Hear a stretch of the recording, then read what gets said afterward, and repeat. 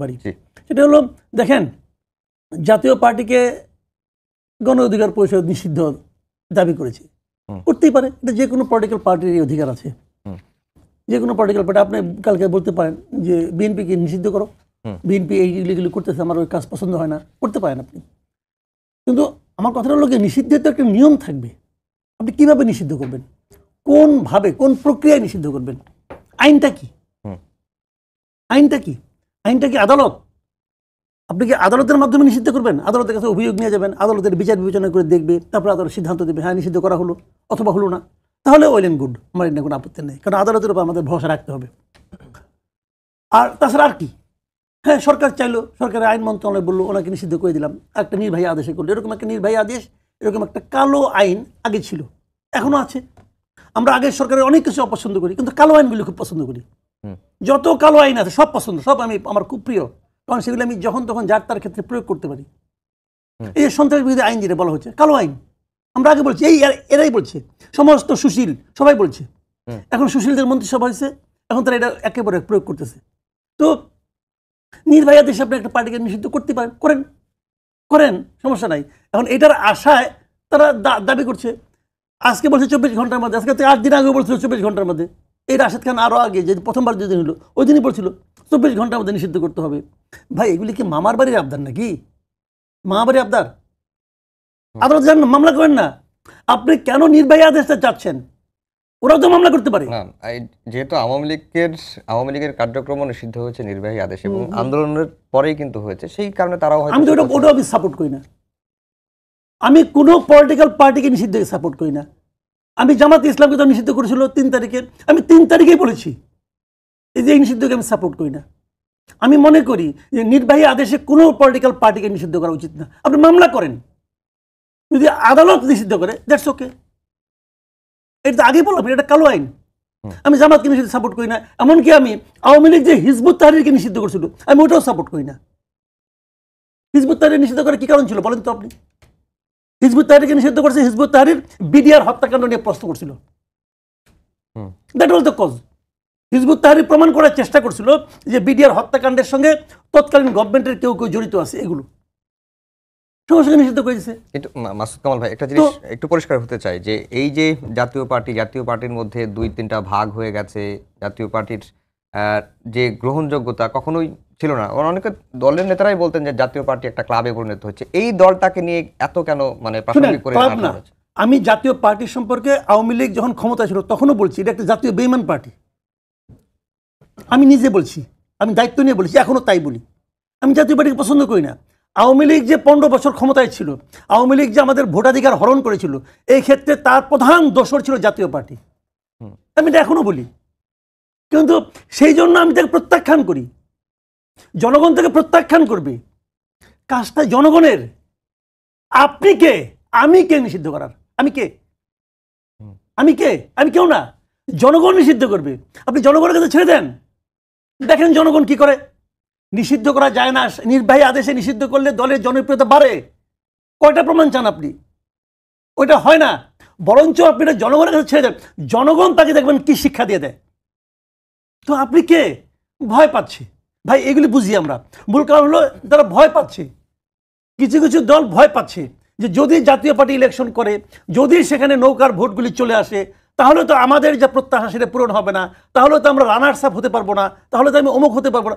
ভয় পাচ্ছে, সিম্পল ভয়। ভাই, এই যোগ বিয়োগ পার্টিগুলি আমরা বুঝি, এগুলি বলে লাভ নাই। কিন্তু এই ভয়টা আমি মনে করি অমূলক। আপনি যদি সবাইকে থাকতে দেন মাঠে, মানুষ কি ভুলে গেছে? মানুষ ভুলে না তো তাড়াতাড়ি। মানুষকে কাজটা করতে দেন। মানুষের কাজ আপনি বলতেছেন না, মানুষের এটা চাওয়া উচিত, মানুষের এটা করা উচিত। কেন করতেছেন আপনি? আপনি তো আরপিও নিয়ে আলোচনা করবেন, তো তখন আমি না ভোট নিয়ে আলোচনা বলবো কি করতেছে, একই কাজ। ভয় পাচ্ছে, সিম্পল। জি, মুশফিকুস সালেহীন, জাতীয় পার্টিকে নিয়ে, জাতীয় পার্টি আওয়ামী লীগের দোসর হিসেবে কাজ করেছে, এবং আওয়ামী লীগ যে 15 বছর ধরে দেশে ফ্যাসিবাদ কায়েম করেছে তার অন্যতম প্রধান পৃষ্ঠপোষক বা সহযোগী জাতীয় পার্টিকেই বলা হয়। এখন জাতীয় পার্টিকে নিষিদ্ধর দাবিটা নতুন করে উঠছে কেন? যখন আওয়ামী লীগ নিষিদ্ধের দাবি উঠেছিল তখন জাতীয় পার্টিকে নিষিদ্ধের দাবিটা তোলা হয়নি কেন? এখন কেন উঠছে? ধন্যবাদ আপনাকে এবং সালাম এবং শুভেচ্ছা যারা শুনছেন তাদের সকলকে। আমরা এখন জাতীয় পার্টিকে নিষিদ্ধ করার দাবি উঠছে, এই কথাটা বলাটা ঠিক হবে না। ঠিক হবে না তার কারণ হচ্ছে এখন বলতে পারেন এটা ফোকাসে আসছে, এখন হয়তো এটা হেডলাইনে আছে, এর আগে হয়তো নিউজের সেকেন্ড পার্টে চলে যেত। কেননা যখন আওয়ামী লীগের ব্যাপারে যখন আন্দোলনটা হলো ওই সময়ে কিন্তু গণ অধিকার পরিষদের এই দাবি তখনই ছিল। আপনি যদি মনে করতে পারেন রংপুরে জাতীয় পার্টির কার্যালয়ে এই একটা ঘটনা ঘটেছিল, সেটা কিন্তু গণ অধিকার পরিষদের নেতৃবৃন্দের সাথে জাতীয় পার্টির নেতৃবৃন্দের ঘটনাটা ঘটেছিল। এই ঘটনাটা অনেক দিন ধরেই ঘটছে, এখন এটা একটা বড় ঘটনায় পরিণত হয়েছে। তার কারণ হচ্ছে জাতীয় পার্টির সাথে এই ঘটনায় যে নুরুল হক নূরের উপরে আইন শৃঙ্খলা রক্ষাকারী বাহিনী, পুলিশ এবং সেনাবাহিনী বর্বরভাবে আক্রমণ করেছে এবং সেই আক্রমণ করার ফলে এক ধরনের আশঙ্কা তৈরি হয়েছে যে জাতীয় পার্টিকে কি আসলে এই বিদ্যমান যে এস্টাবলিশমেন্টের কোনো পক্ষ একটু ব্যাকআপ দিচ্ছে কিনা। এবং এটার সাথে আরো কিছু জিনিস যুক্ত হয়েছে। এখানে ধরুন এক ধরনের আলোচনা রয়েছে যে নির্বাচনের যাওয়ার ক্ষেত্রে বিএনপি বাদে অন্যান্য দলগুলোর কিছু শর্ত বলুন বা কিছু প্রিকন্ডিশন তাদের রয়েছে, যেইগুলো না হলে আসলে নির্বাচনে তারা যাবে কিনা, এটা নিয়ে একটা আলোচনা রয়েছে। সেটা এনসিপির আমাদের অবস্থান থেকে আমাদের রয়েছে, অন্যান্য দলগুলো জামাত ইসলামী আন্দোলন তাদের মতো করে রয়েছে।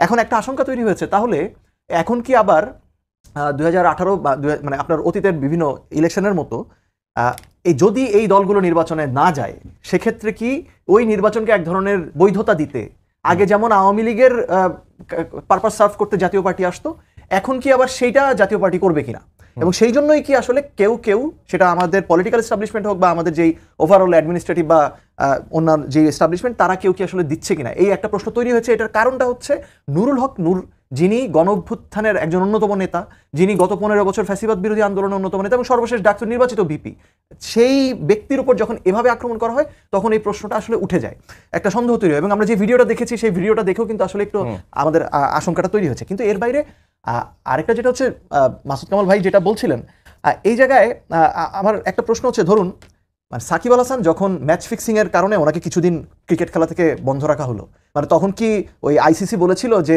বিসিবি ডিসিশন নিবে যে যেই লোক ম্যাচ ফিক্সিং করে বা স্পট ফিক্সিং করে তাকে দলে রাখবে কি রাখবে না? তখন তো আইসিসি ডিসিশন দিয়ে দিয়েছিল যে ও ম্যাচ ফিক্সিং করেছে, ওকে কিছুদিন খেলা রাখা যাবে না। মোহাম্মদ আশরাফুল সেম ঘটনা। জাতীয় পার্টি এই ম্যাচ ফিক্সিং, নির্বাচন কেন্দ্রিক খেলায় ম্যাচ ফিক্সিং এ গত 15 বছর ধরে যুক্ত ছিল। তো তাদের ব্যাপারে একটা, কিন্তু আপনাদের ধারণা যে আগামী নির্বাচনেও জাতীয় পার্টি ম্যাচ ফিক্সিং এর একটা পার্ট হতে পারে, এই সংখ্যাটা তো রয়েছেই, সেটা আমি শুরুতে বললাম। সেকেন্ড বিষয় হচ্ছে যে আপনার অতীতে যে ম্যাচ ফিক্সিং হয়েছে সেই ম্যাচ ফিক্সিং এর একটা বিচার হতে হবে। প্লাস জাতীয় পার্টি আমরা পরিষ্কারভাবে জানি 2014 সালে সুজাতা সিং বাংলাদেশে আসলেন, তিনি জিএম কাদের নির্বাচনে যাবেন না, কিন্তু জাতীয় পার্টির সাথে বৈঠক করা হলো, তারপরে তিনি নির্বাচনে গেলেন। 2024-এর ব্যাপারে আমরা এখন যেটা শুনতে পাচ্ছি যে 2024-এর আগে জাতীয় পার্টি যে আওয়ামী লীগ বিরোধী কথাবার্তা বলতো, এটা ছিল সিট নেগোসিয়েশন, এবং উনি ভারত থেকে ফিরে বললেন যে কি বলেছে সেটা আমি বলতে পারবো না ভারতের অনুমতি ছাড়া।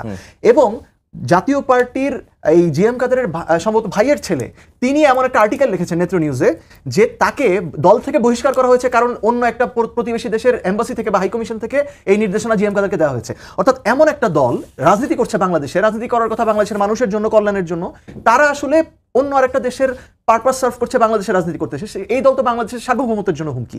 এবং লাস্টলি আপনার যদি আমরা ভাবি, যেই কথাটা বিভিন্ন সময় আমরা মাসুদ কামাল ভাই বা অন্য আরো অনেকজনকে বলতে শুনি, সেটা হচ্ছে যে যদি কোনো অপরাধী না এমন কোনো ব্যক্তি যদি জাতীয় পার্টির হয়ে নির্বাচন করতে আসেন তাহলে আপনি কেন তাকে বাধা দিবেন? হ্যাঁ, খুব ভালো কথা, খুব সুন্দর কথা, আমরা এটাতে এগ্রি করি।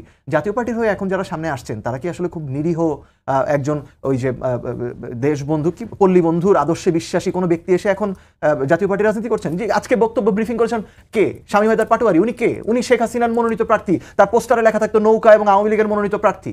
ওনারা তো সেই ম্যাচ ফিক্সিং এর অন্যতম কুশীলব। এখন জাতীয় পার্টির অন্য অংশকে জিএম কাদের, সেই জিএম কাদেরকে আমরা সবাই জানি। তো যদি এমন হতো যে আসলে তৃণমূল পর্যায় থেকে ফ্রেশ কোনো লোক এসে বলছে যে জাতীয় পার্টি অতীতে যা করেছে আমরা আসলে দুঃখ প্রকাশ করি, জিএম কাদের, স্বামী হায়দার পাটোয়ারিরা তারা দেশের সাথে প্রতারণা করেছে, জনগণের সাথে প্রতারণা করেছে, তাদেরকে আমরা ছুড়ে ফেলতেছি, আমরা জাতীয় পার্টি প্রকৃত বাংলাদেশপন্থী রাজনীতি করব, আপনারা আমাদের রাজনীতি করার সুযোগ দেন, তাহলে আমরা ভাবতে পারতাম যে তাদের সাথে এক মঞ্চে দাঁড়িয়ে আমরা রিকনসিলিয়েশনে যে ওই নির্বাচনে যাব কিনা। এই কোনো কিছুই তো হয়নি। না হয়ে এখন আমার প্রশ্নটি হচ্ছে একটা দল নিষিদ্ধ হবে কি না, রাজনীতি করতে পারবে কিনা, এই সিদ্ধান্ত তো জনগণ নেবে। এই জায়গায় কিছুটা আমি ওনার সাথে এগ্রি করি। সেটা হচ্ছে, দেখেন, এই যে আমরা এখন বলে ফেলি না যে আওয়ামী লীগকে তো নিষিদ্ধ করা হয়েছে, আওয়ামী লীগকে নির্বাহী আদেশে নিষিদ্ধ করা হয়েছে, আওয়ামী লীগকে কি অনন্তকালের জন্য নিষিদ্ধ করা হয়েছে? তা তো করা হয়নি। আওয়ামী লীগের বিচার সম্পন্ন হওয়ার আগ পর্যন্ত তারা যাতে ওই বিচারিক কার্যক্রমে ঝামেলা তৈরি না করতে পারে সেই কারণে আপনি প্রজ্ঞাপনটা আমি একটু আগে আবার পড়ে দেখলাম, সেই কারণে আওয়ামী লীগের দলীয় কার্যক্রম মানে নিষিদ্ধ করা হয়েছে ফর দ্য টাইম বিং, এই বিচারের আগ পর্যন্ত। কিন্তু আমরা মুখে বলে ফেলি না যে নিষিদ্ধ করা হয়েছে। তো রাজনৈতিক দল যখন রাজপথে তার দাবি তুলবে, সে তো দাবি তুলবে, নিষিদ্ধ করেন। সরকারের দায়িত্ব হচ্ছে সরকার কোনটা যৌক্তিক উপায়, সেই যৌক্তিক উপায় বের করবে। তো সরকার যদি বলে যে হ্যাঁ আমি ওদের বিচার করব, বিচার করার পরে সেটা কোর্ট যদি একটা স্টে অর্ডার দেয় বা ইনজাংশন দেয়, অথবা ওই আওয়ামী লীগের মতো অনুসরণ করে সরকার যদি বলে যে যতদিন বিচার হবে ততদিন তাদের কার্যক্রম বন্ধ থাকবে, এরকম একটা উপায় সরকার যেতেই পারে। কিন্তু যারা দাবি তুলছে, এবং বুঝতে হবে যে যারা দাবি তুলছে তাদের মধ্যে তাদের শীর্ষ নেতা হসপিটালে কিছুদিন আগ পর্যন্ত আইসিইউতে ছিলেন, তারা তো একটু অতিরিক্ত উত্তেজিত হয়েই আছেন। সো আমি লাস্ট যেটা আমি জানতে চাচ্ছি সেটা হচ্ছে, আমাদের যারা জাতীয় পার্টির রাজনৈতিক অধিকারের পক্ষে কথা বলেন, তারা কি কখনো জাতীয় পার্টির ওই নেতাদেরকে বলেন যে আপনারা জাতির কাছে ক্ষমা চেয়ে তারপরে এসে এখন বাংলাদেশের রাজনীতি নিয়ে কথা বলবেন? তারা সেটা বলেন না। তারা শুধু বলেন জাতীয় পার্টির রাজনীতি করার অধিকার থাকা উচিত, কিন্তু তারা এটা বলেন না জাতীয় পার্টিকে কিভাবে কোন প্রক্রিয়ায় নিজেদেরকে পাপ মোচন করে তারপরে রাজনীতির প্রক্রিয়ায় ফেরা উচিত। সেটা যখন বলেন না, তখন আমাদের তাদের বক্তব্য একটু একবেশে মনে হয়। মাসুদ কামাল ভাই, যেটি শেষের দিকে এসে একটু হলো যে ক্লিয়ার হলো যে জাতীয় পার্টির প্রতি এত মানে ক্ষোভ আক্ষেপ যাই হোক, সেটি হতে যে জাতীয় পার্টি আগামী নির্বাচনে আবারও ম্যাচ ফিক্সিং এর পার্ট হতে পারে, এরকম একটা আশঙ্কা হয়েছে। এবং বাজারে এর ধরনের এটা নিয়ে নানা রকম কথাও হয়েছে যে জাতীয় পার্টি নির্বাচন হলে জাতীয় পার্টি বিরোধী দলের আসলে চলে যেতে পারে।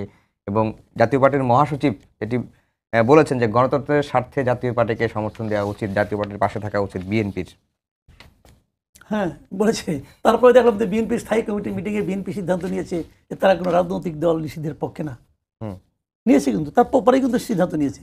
তাহলে মনে হচ্ছে যে পাটোয়ারি সাহেবের কথা বলতে বিএনপি শুনছে, হতে পারে, আমি জানি না। ভাই আপনিও কিন্তু বলেন যে বাংলাদেশের রাজনীতিবিদরা হ্যাঁ বললে না হয়ে যায়, কিছুদিন আগে এটাও ঠিক, এটাও ঠিক। কি যে বলে কোনটা সত্য কোনটা যাই না, কিন্তু উনি যখন বলছে তারপরেই দেখলাম তারা স্থায়ী কমিটি একটা মিটিং বলছে করছে। দেখেন এগুলি সবই হলো এক এক ধরনের নাটক।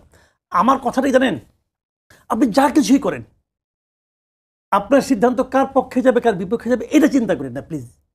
আপনি যেটা করবেন সেটা লজিক্যালি করেন, আপনি লজিকের দিকে তাকান যে এইটা করলে পরে ওর সুবিধা হবে অতএব এটা আমি করবো না, আর এটা করলে পরে আমার সুবিধা হবে অতএব এটা আমি করবো। এইভাবে যায় না। এইভাবে গেলে কি হয়, এই আমি তুমি কিন্তু চেঞ্জ হয়ে যায়। এখন আমি এই ক্ষমতায় আছি, চেয়ারে এই পাশে, টেবিলের এই পাশে আছি, কালকে যে আবার তুমি এই পাশে চলে আসবে না তার কোনো গ্যারান্টি নাই। তখন কিন্তু আবার আরেক নাটক হবে, মাঝখান থেকে ক্ষতিগ্রস্ত হবে কে, যে টেবিলের আশেপাশে যারা নাই পাবলিক, মানে আমরা ক্ষতিগ্রস্ত হই। আমার বক্তব্য হলো এখানে যে আমরা তো ভাই সংখ্যাগরিষ্ঠ, আমাদের দিকে একবার তাকান।